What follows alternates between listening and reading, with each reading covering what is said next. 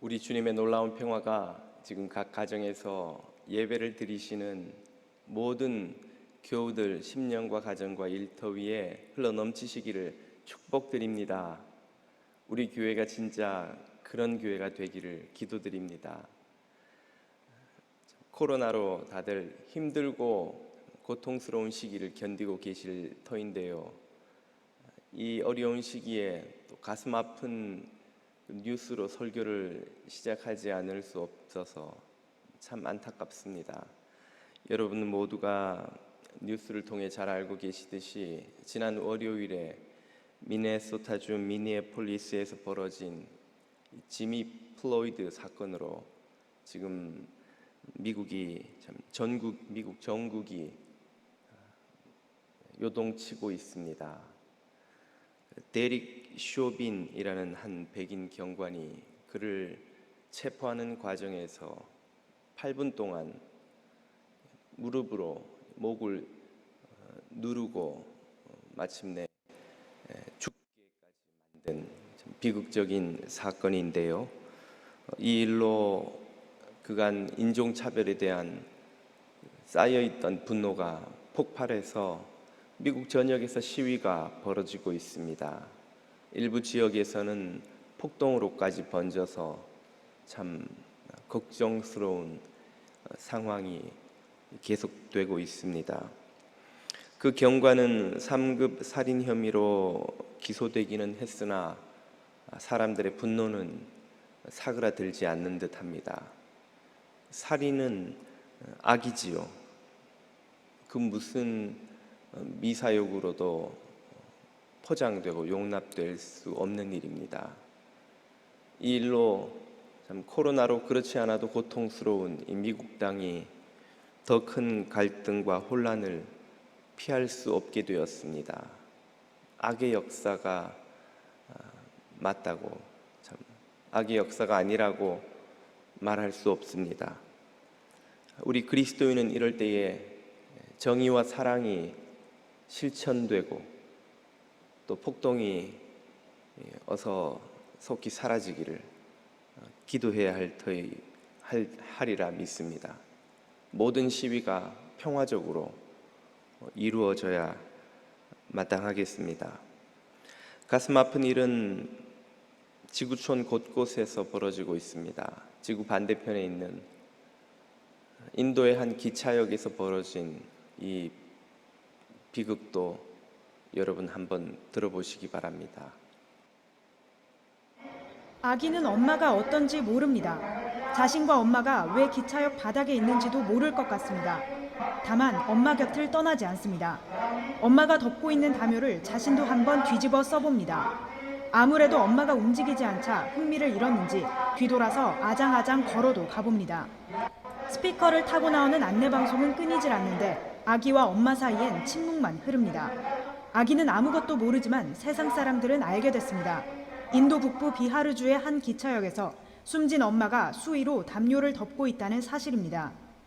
엄마와 아기는 인도 서부 라자스탄주에서 출발한 귀향 열차를 타고 이곳까지 왔습니다. 엄마는 코로나19로 봉쇄령이 내려진 마을에서 일자리를 잃고 고향으로 돌아가다 결국 목숨을 잃었습니다.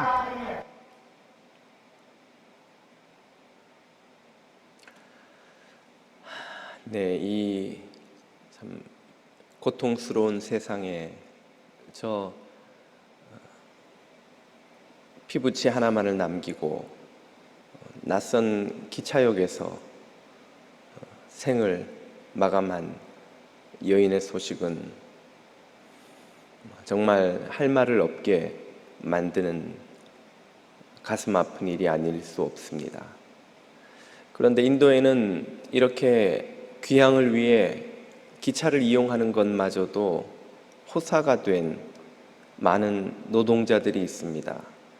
그들은 대중교통이 봉쇄되어 머나먼 고향으로 무작정 걸어서 갈 수밖에 없는 이들인데요.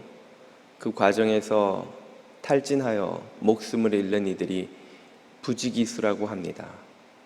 그런 비극적인 소식들 사이에 소망을 주는 뉴스도 없지 않다는데 위로를 받습니다. 이 뉴스도 한번 보시기 바랍니다. 빠르게 넘어가는 화면에 담긴 건 도움을 요청하는 목소리입니다. 인도의 발리우드 배우 소누 수드는 모두를 돕기 위해 최선을 다하겠다고 다시 한번 안심시킵니다. 코로나19로 일터를 잃은 이들을 집으로 데려다 주겠다는 겁니다. 방법은 버스 대절입니다. 지난 20년 동안 연기를 해 벌어둔 자기 돈을 털었습니다. 하루에 10대가 넘게 버스 수백 대를 출발시킨 지 2주가 넘었습니다. 많게는 하루 700여 명이 버스에 올라탑니다. 출발 전엔 코코넛을 깨트려 행운을 비는 전통 의식도 꼬박꼬박 치러줍니다. 가는 길엔 차 안에서 밥도 먹을 수 있습니다.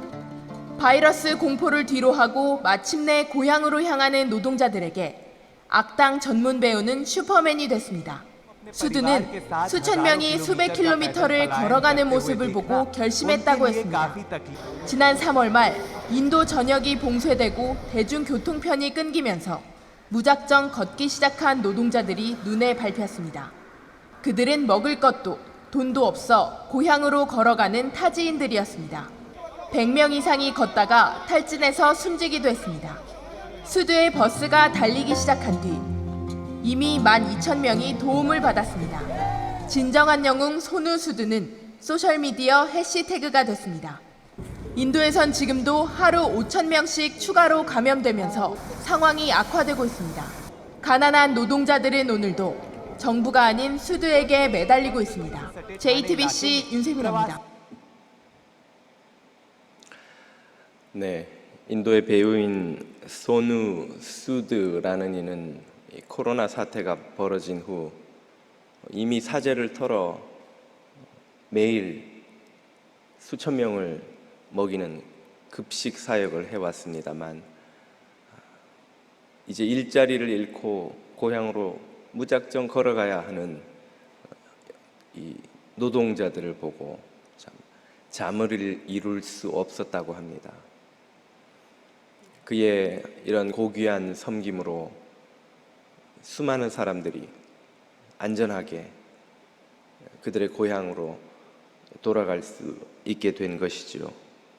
이 세상에는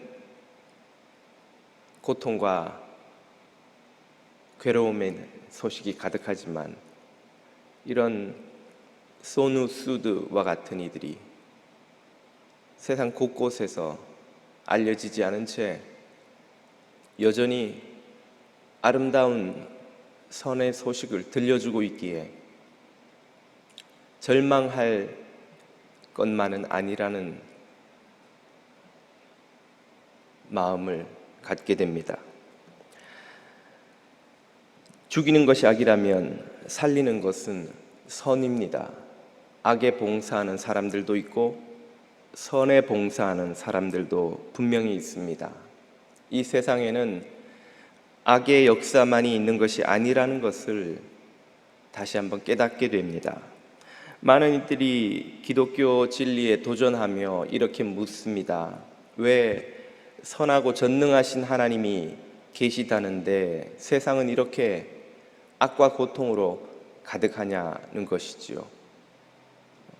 세상을 보면 정말 선하고 전능한 하나님이 계시다는 것을 믿을 수 있느냐?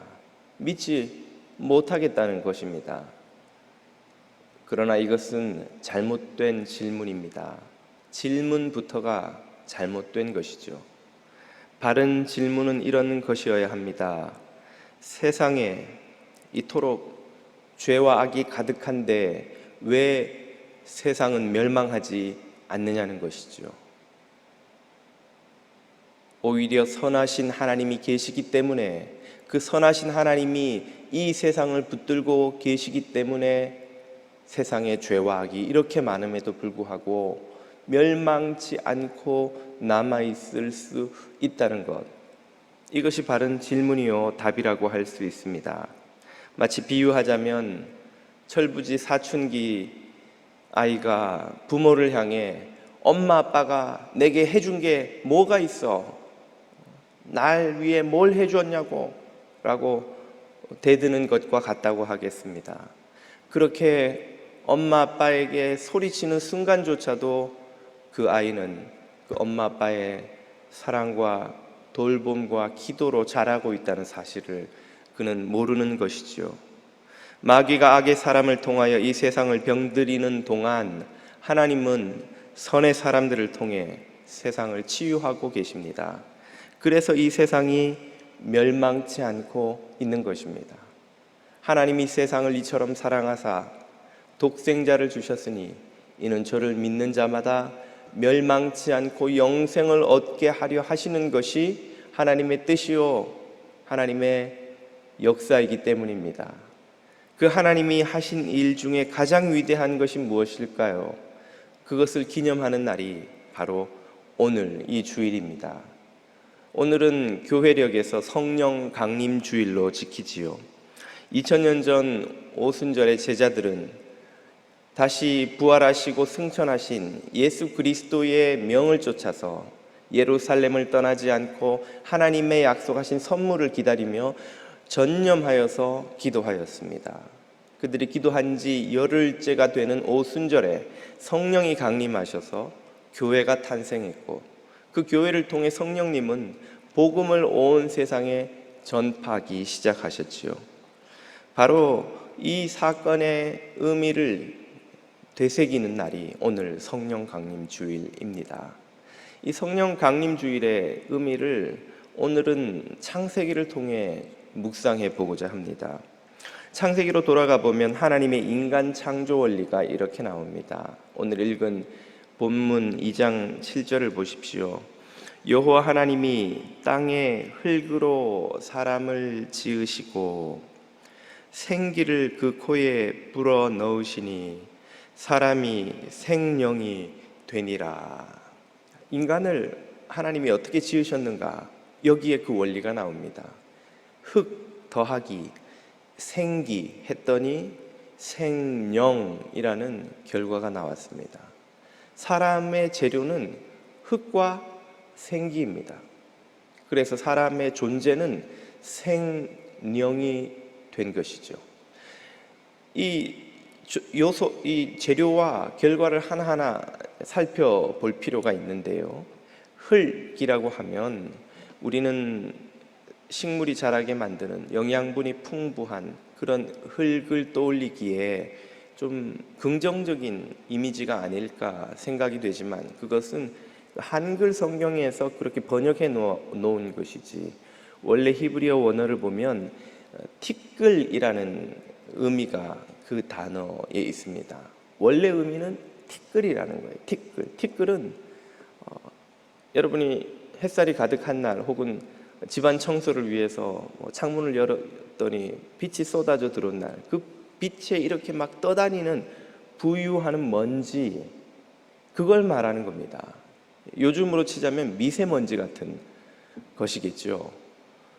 원래 이 흙으로 번역된 히브리어의 의미는 그런 티끌이라는 뜻이 있고 거기에는 아무런 가치가 없는 무가치한 존재라는 그런 의미가 원래 들어있는 것입니다.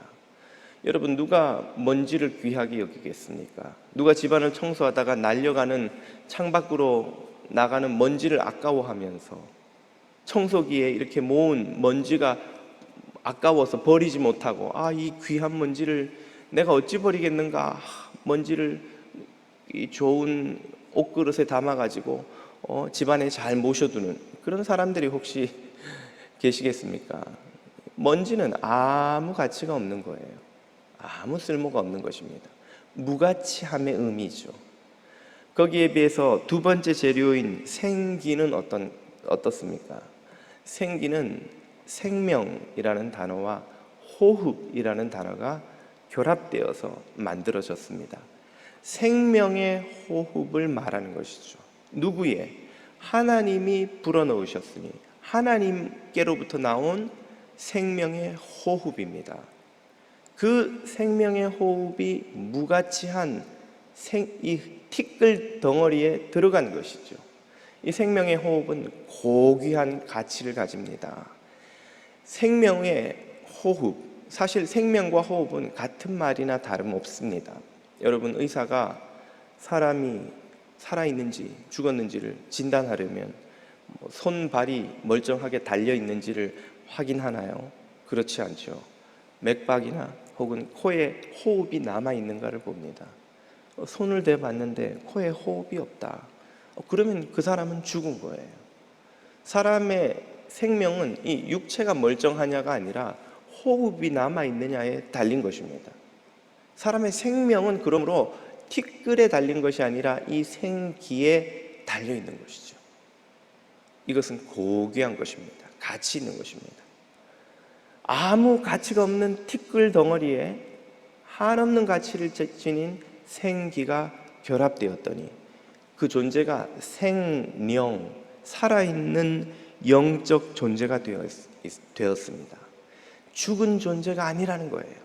살아있는 영적 존재, 생령, 우리는 그것을 생명이라고 부르지요.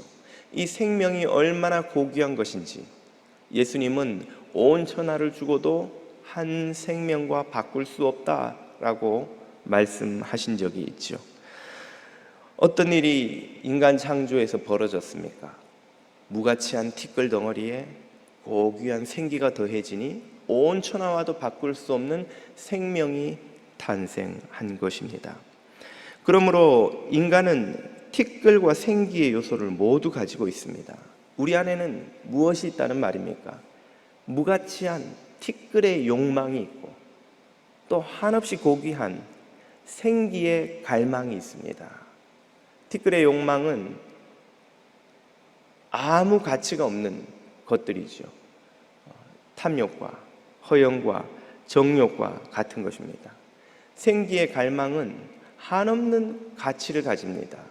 그것은 의와 진리와 거룩을 사모하는 마음, 갈망이라고 할 수 있습니다.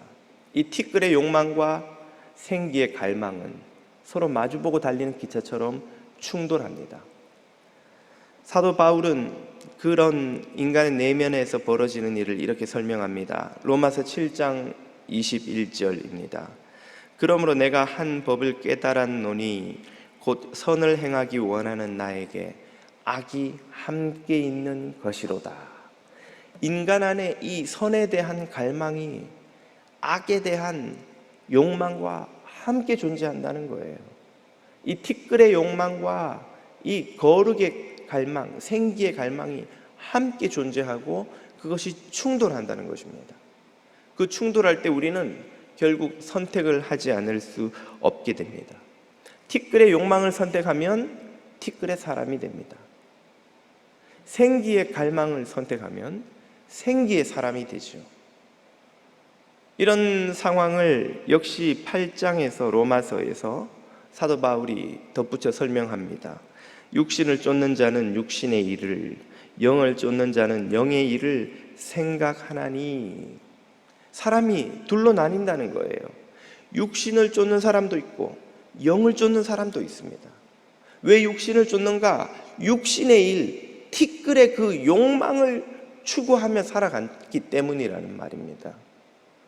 영을 쫓는 이유는 영의 일, 이 생기의 갈망을 구하기 때문이라는 것이죠. 그가 무엇을 구하느냐?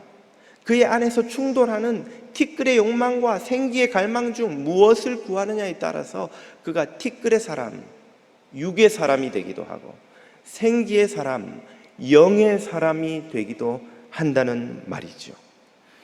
이런 원리를 이 아담의 후손들의 삶에서 확인해 볼 수 있습니다. 몇 주 전에 우리는 이 아담의 후손인 아벨과 셋의 족보를 함께 비교해 살펴볼 기회가 있었는데요. 아담에게서 난 가인은 그의 동생인 아벨을 죽이기를 선택하죠. 그가 티끌의 욕망을 선택했기 때문입니다. 그 결과 그는 살인자가 되었고 그와 그의 후손들은 티끌의 삶을 살아갑니다. 그들이 후에 번성하기도 하고 문명을 건설하기도 하고, 창세기 4장을 보면 가인의 후손들이 얼마나 번성했는지 그들이 짓는 성 이야기도 나오고 그들이 짓는 이런저런 도구 이야기도 나옵니다. 그러나 그들이 얼마나 번성을 했건 얼마나 많은 문명을 건설했건 그것은 모두 결국 티끌의 역사입니다. 무가치한 역사라는 말이지요. 반면에 셋은 생기의 갈망을 선택한 사람입니다. 그와 그 후손들은 하나님을 예배하고 하나님께 순종하며 그분과 동행하는 삶을 살았다고 창세기 5장은 설명하죠. 그러므로 그들의 삶은 이 티끌의 역사가 가득한, 죽음과 파괴의 역사가 가득한 세상 가운데서 소금처럼 맛을 내고 빛처럼 어둠을 밝히는 고귀한 존재로 역사를 이어갔습니다.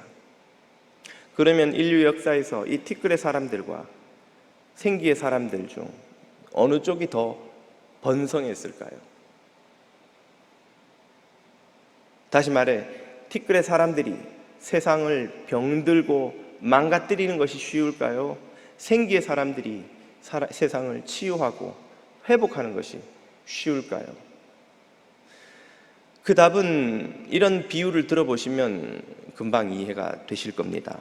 여기 커다란 구정물 통이 있다고 가정을 해봅시다.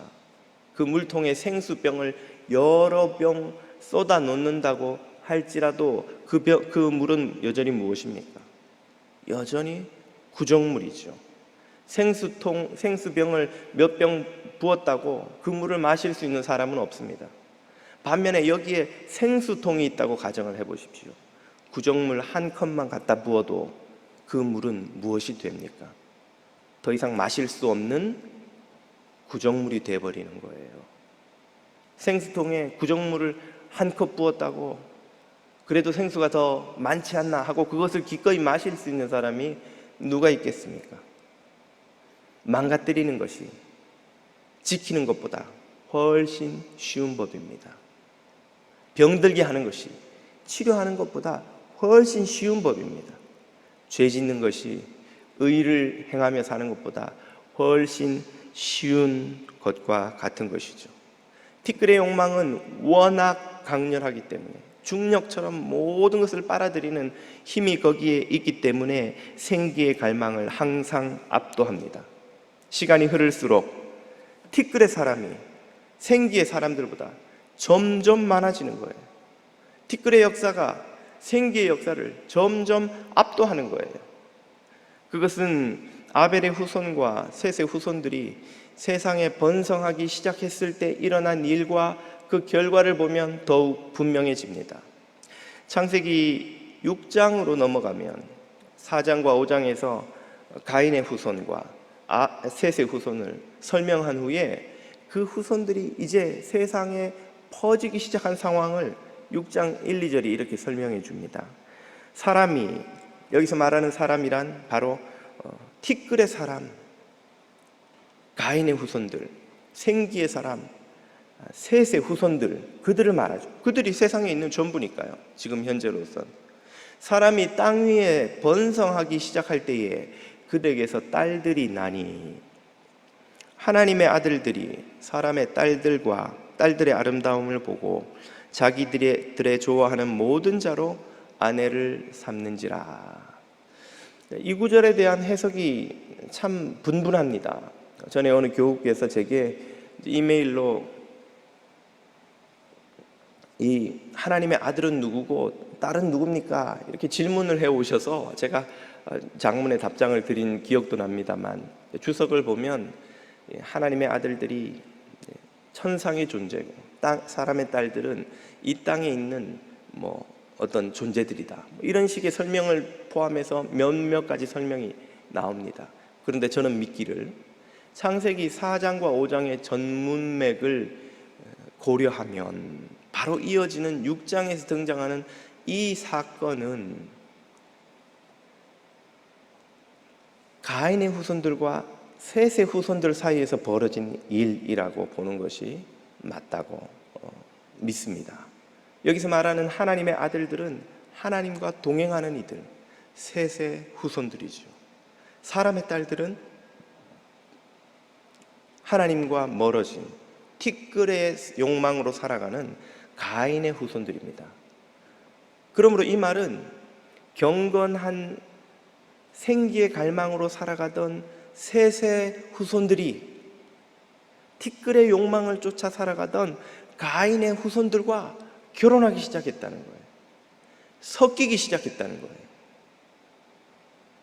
가인의 후손들이 티끌의 역사를 이어가고 있지만 셋의 후손들이 생기의 역사를 이어가서 세상에는 생기의 사람들이 점점 많아졌어야 함에도 불구하고 현실은 그 반대로 이 생기의 후손들이 가인의 후손들과 결혼하여 섞이기 시작하여서 하나님을 섬기는 그 백성의 아들들이 사람의 욕망으로 살아가는 그 백성의 자손들과 섞이기 시작하여서 마침내는 모두 티끌의 사람들이 되고 말았다는 뜻이라는 의미지요. 그래서 바로 6장 이어지는 5절에서 이렇게 설명합니다. 여호와께서 사람의 죄악이 세상에 가득함과 그 마음의 생각의 모든 계획이 항상 악할 뿐임을 보시고,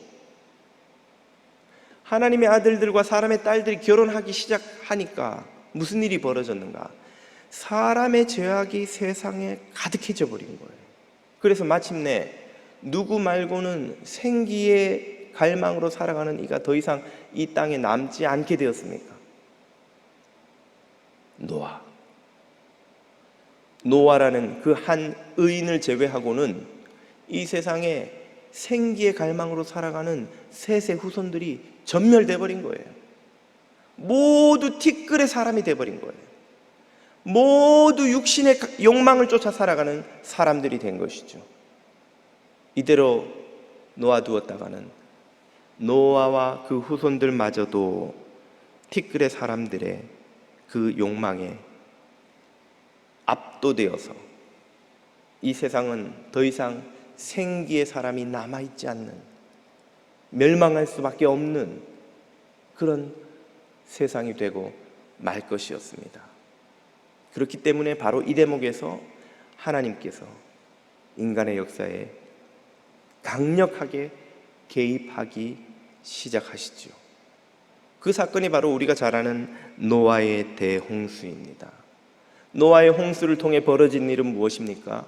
노아의 가족을 제외한 모든 당시의 인류가 심판을 받은 거예요. 그래서 이 땅에서 사라진 것입니다. 왜 하나님은 노아만을 방주에 태우셨나요? 노아를 제외하고는 누구도 생기의 사람이 남아있지 않았기 때문이지요.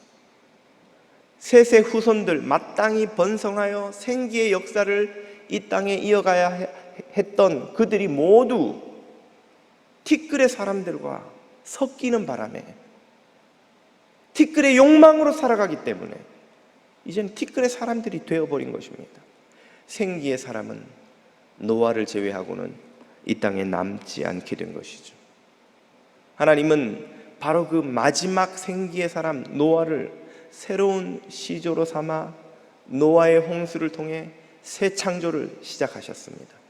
아담이 시조가 되어 자손이 번성한 것처럼 이제는 노아가 새로운 제2의 시조가 되어 그 인류의 역사를 새로이 시작하신 것이죠.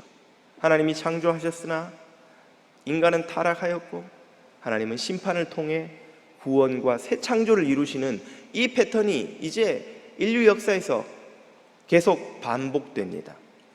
아담에게서 참 가인이라는 이 티끌의 후손이 나온 것처럼 제2의 시조인 노아에게서도 함이라는 티끌의 사람이 또 나옵니다. 하나님을 떠난 백성의 새로운 제2의 가인이 된 그 아벨은, 그와 그의 후손들은 티끌의 사람들을 모아 바벨탑을 짓고 하나님에게 도전합니다. 창세기 11장을 보면 하나님이 그 바벨탑을 흩어버리시죠. 그리고는 하나님을 섬기는 경건한 후손 노아의 또 다른 후손인 셈의 후손들 중에 아브라함을 부르셔서 그를 통해 이스라엘이라는 하나님의 백성을 재창조하십니다. 그런데 이 이스라엘 역시 생기의 민족으로 시작했으나 수많은 이방 티끌의 민족들처럼 타락하여서 티끌의 욕망에 이끌려 살아가는 실패를 경험합니다. 아합 때를 가보면 모든 이스라엘이 바알 숭배에 넘어가 버리고 말지요. 그때 하나님은 바알에게 무릎 꿇지 않은 7천인 생기의 사람들을 남겨두셔서 생기의 역사가 끊어지지 않게 하셨습니다. 그 이후에 남북 이스라엘이 모두 우상 숭배로 타락하여 멸망하게 되었지만 하나님은 역시 남은 자라고 불리는 생기의 사람들을 남겨두셔서 그들을 통해 역시 생기의 역사를 끊어지지 않도록 있도록 하셨습니다. 이렇게 생기의 역사가 명맥만 겨우 유지하던 그때에 하나님은 대역전극을 계획하셨습니다. 생기의 역사가 티끌의 역사를 압도할 수 있도록, 그래서 멸망으로 달려가는 이 세상을 치유하고 구원하시는 하나님의 구원 계획이 이루어지도록 대역전극을 준비하신 것이죠. 그 역전 계획의 핵심이 바로 예수 그리스도와 성령 하나님이십니다. 예수님은 십자가를 통해 티끌의 사람들을 불러 구원하셔서 생기의 사람으로 살아갈 수 있는 구원의 길을 열어놓으셨습니다. 그리고 그 길을 세상에 알리는 것을, 세상에 퍼뜨리는 것을 바로 성령님이 담당하셨습니다. 성령님은 오순절에 이 땅에 강림하셔서 교회를 세우시고 그 교회를 통해서 예수 그리스도가 열어놓으신 티끌의 사람을 생기의 사람으로 구원하는 그 복음을 온 세상에 전파하도록 하신 것이지요. 그러므로 예수 그리스도의 십자가 사역과 성령님의 교회 사역은 티끌의 사람으로 살던 우리를 생기의 사람으로 초청하시고 부르시고 세우신 사건입니다. 세상의 역사를 티끌의 역사에서 생기의 역사로 전환시키시는 대역전의 일을 이루시는 그런 역사였던 것이죠. 그러므로 신앙이란 우리가 이 땅에서 교회를 잘 다니다가 죽어서 지옥이 아닌 천국으로 가는 것 이상의 의미를 가지고 분명히 있습니다. 신앙이란 티끌의 욕망으로 살기를 거부하고 생기의 갈망으로 하나님을 예배하며 순종하며 사는 것입니다. 신앙이란 티끌의 욕망으로 병든 이 세상을 치유하며 하나님의 다스림을 받게 하는 생기의 역사를 창조하는 것입니다.